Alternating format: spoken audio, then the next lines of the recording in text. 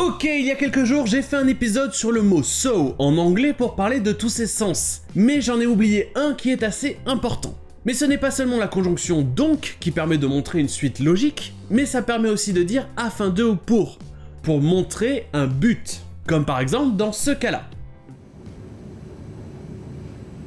You sacrificed your power so you could walk. Tu as sacrifié ton pouvoir pour pouvoir marcher, ou alors afin de pouvoir marcher. Mais comme vous pouvez le voir, en anglais, so est suivi d'une phrase complète. Ici, c'est so you could walk, sujet auxiliaire verbe. Donc en français, ça donnerait littéralement pour que tu puisses marcher, so you could walk. Mais la formulation en français pour pouvoir marcher, avec un verbe à l'infinitif, ça existe aussi en anglais. Mais il faudra utiliser un autre mot que so, ou plutôt 3 mots. In order to.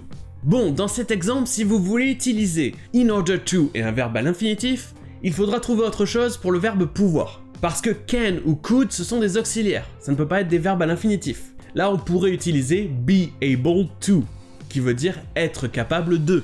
Et là, vous aurez le verbe à l'infinitif be.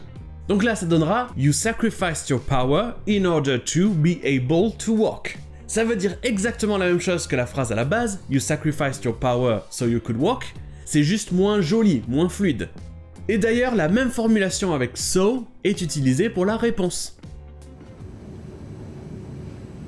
You sacrificed your power so you could walk. I sacrificed my power so that I could sleep. Et voilà pour ce sens de so qu'il manquait dans la première vidéo.